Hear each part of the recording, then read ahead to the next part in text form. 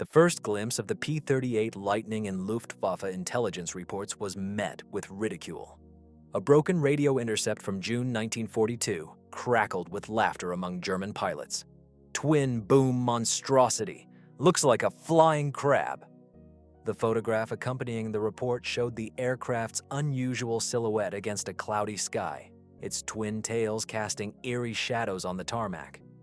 How could such an awkward-looking plane pose any real threat? Yet whispers in the code rooms hinted at something unsettling. Despite its odd shape, the P-38's presence was growing in frequency over occupied Europe. What was really hiding behind this mechanical oddity that seemed to defy traditional fighter design? Why did the German high command fail to grasp that this clumsy American fighter was about to rewrite the rules of aerial combat? The origins of the P-38 Lightning trace back to the early 1930s, when the U.S. Army Air Corps sought a revolutionary interceptor. Lockheed's engineers, led by Clarence, Kelly Johnson, pushed boundaries with a twin-engine, twin-boom layout, an idea that raised eyebrows even within American circles. The prototype's blueprints, discovered in a dusty cabinet at a U.S. Air Force archive, reveal a machine designed for speed and power, with a centralized nacelle housing the pilot and armament. This configuration was meant to solve a problem: how to combine firepower, range, and survivability in one platform. Yet, tensions between the Air Corps and Lockheed delayed the project, and skeptics dismissed it as overly complex. What internal conflicts shaped the Lightning's fate before it ever took flight? Could this unwieldy design actually be the answer to a stealthier, deadlier war in the skies? The P-38's specifications were as unconventional as its form. Two Allison V-1710 engines, each producing 1,475 horsepower, powered the twin booms, connected by a central fuselage that housed a concentrated battery of 4.50 caliber machine guns and a 20-millimeter cannon. It boasted a top speed of 414 miles per hour and a combat radius exceeding 450 miles, a range unmatched by most contemporaries. Yet, the design had vulnerabilities. Its turbo superchargers were prone to failure at high altitudes, and pilots reported difficult handling in tight turns. A schematic recovered from a downed unit reveals the intricate network of cooling ducts and fuel lines running through the booms, a potential Achilles heel. How did such a powerful yet fragile machine challenge Luftwaffe doctrines that prized maneuverability? Why did German engineers underestimate the P-38's strategic advantage despite clear technical warnings? The first recorded encounter between the P-38 and the Luftwaffe occurred over the skies of Tunisia in late 1942. A squadron commander's debriefing notes describe a bewildering battle. German pilots expected an easy kill against what they considered an oddball fighter. Instead, the P-38's speed and firepower decimated several Messerschmitt Bf-109s before vanishing into the horizon. A damaged Luftwaffe gun camera reel, recovered years later, shows blurred images of the twin booms closing in with deadly precision. Images that contradict initial German reports of an ineffective opponent. What caused the Luftwaffe's underestimation in these early clashes? How did this surprise encounter foreshadow a shift in aerial dominance that German strategists failed to anticipate? In response, the Luftwaffe adapted quickly. Tactical manuals from 1943 reveal new instructions. Pilots were ordered to avoid frontal assaults and target the P-38's engines individually. Field modifications included reinforced wing armaments and changes in formation flying to counter the Lightning's hit-and-run style. Yet, intercepted radio chatter from German squadrons reveals frustration and fear. It's like chasing a ghost with two heads.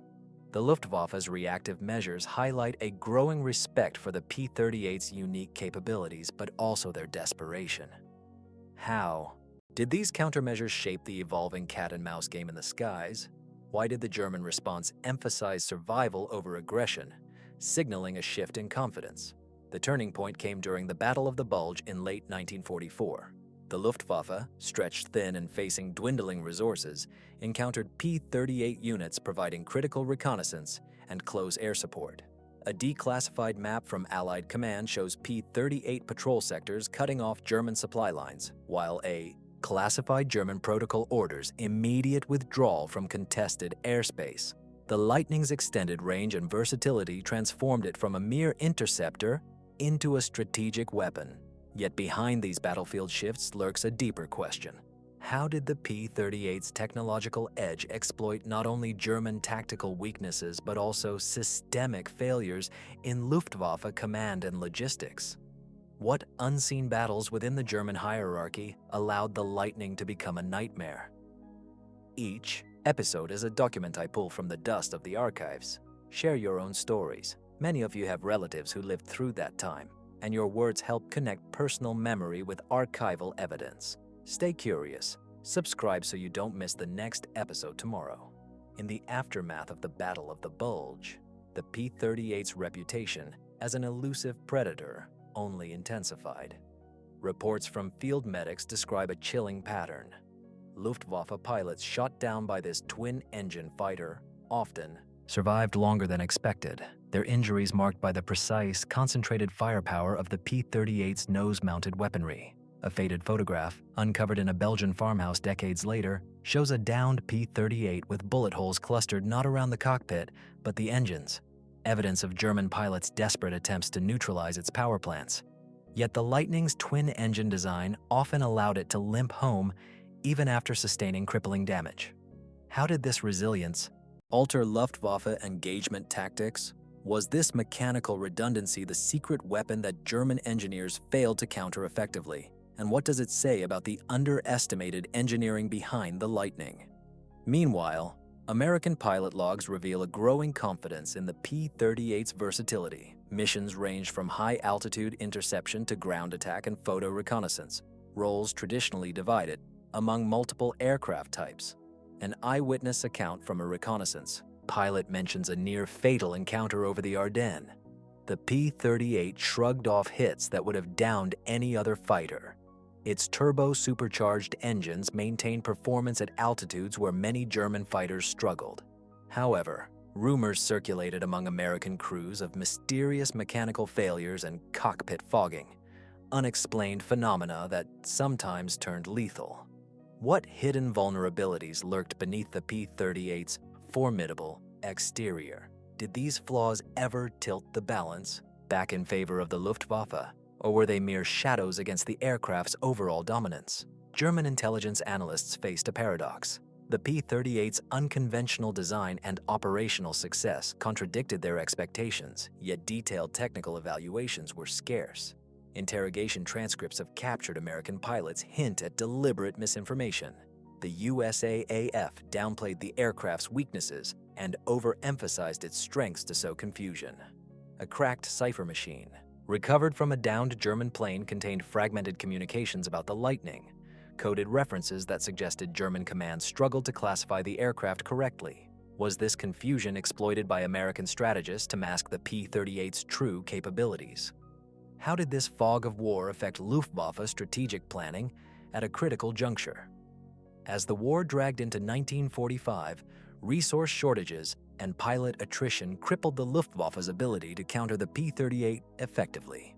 A recently declassified Luftwaffe training manual reveals a grim adaptation. Pilots were instructed to disengage immediately upon sighting a P-38, prioritizing survival over engagement. Meanwhile, Allied after-action reports describe how P-38 units coordinated with ground forces to disrupt German retreat routes and communication lines. A weathered map, annotated with mission details, shows the expanding reach of P-38 operations deep into enemy territory. Yet behind these tactical shifts was a deeper collapse. Could the psychological impact of facing such a relentless adversary have hastened the Luftwaffe's disintegration? What role did the P-38 play not just as a weapon, but as a symbol of inevitable defeat? The enigmatic P-38 Lightning, once the subject of German mockery, had become an airborne specter haunting the skies of Europe.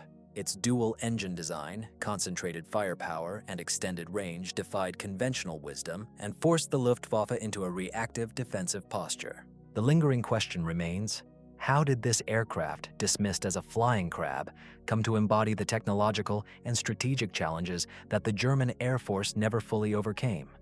What does the story of the P-38 reveal about innovation under pressure and the shadows cast by underestimation in war? By early 1945, the P-38 had transcended its role as a mere fighter to become a linchpin in Allied air superiority. Operational reports from 9th Air Force archives describe coordinated missions where P-38 squadrons provided indispensable tactical reconnaissance, feeding real-time intelligence to ground commanders.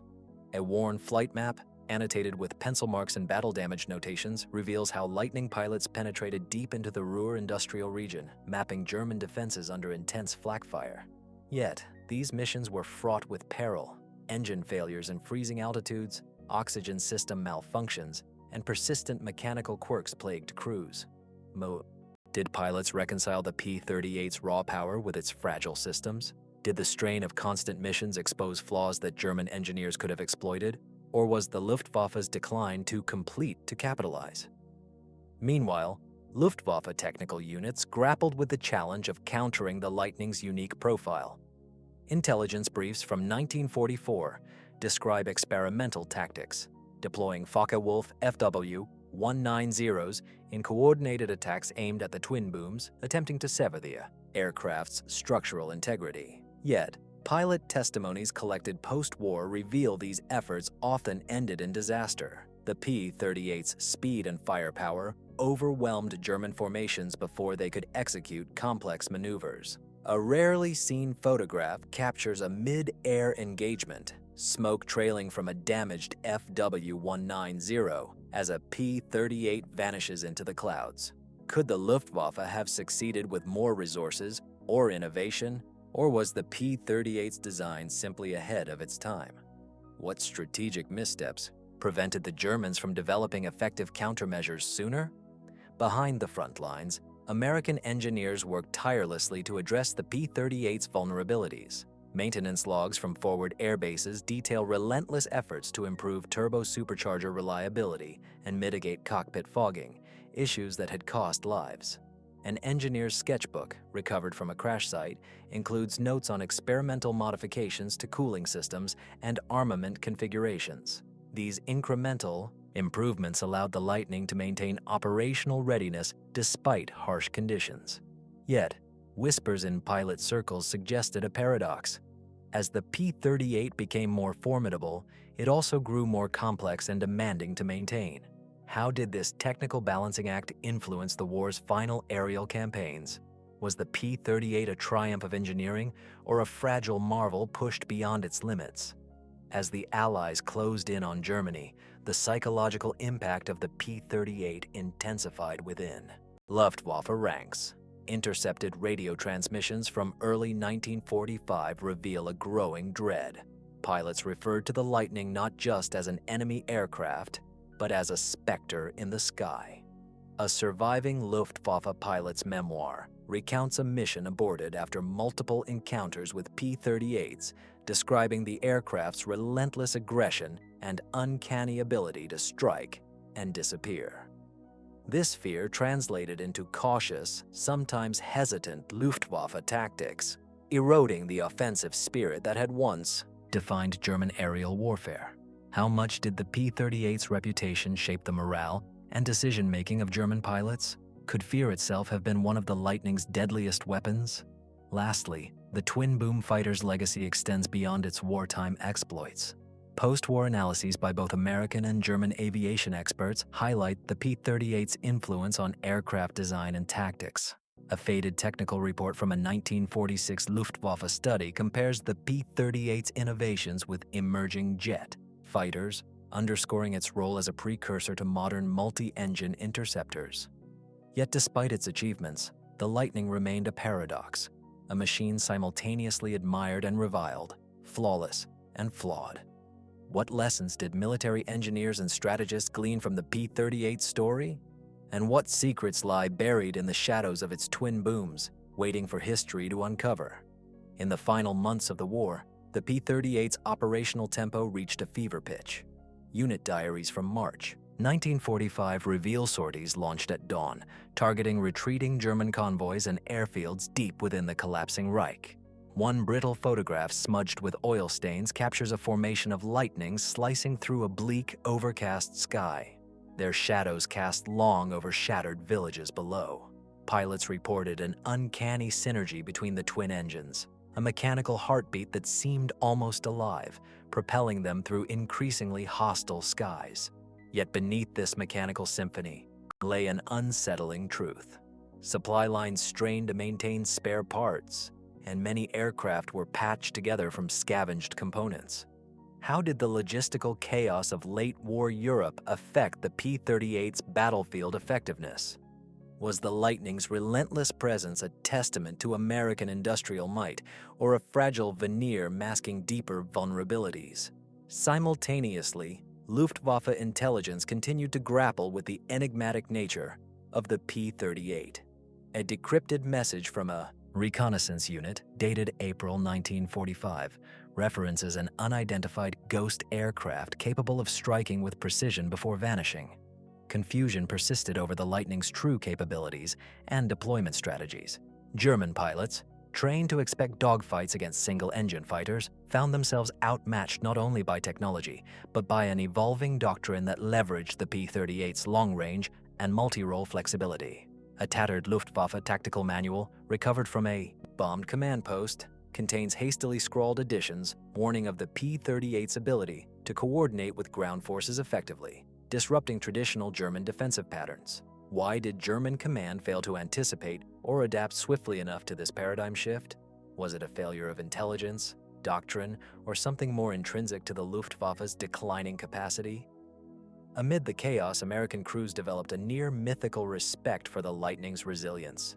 Memoirs from veteran pilots describe harrowing missions where damaged P-38s, riddled with bullet holes and leaking fuel, managed to limp back across hostile territory.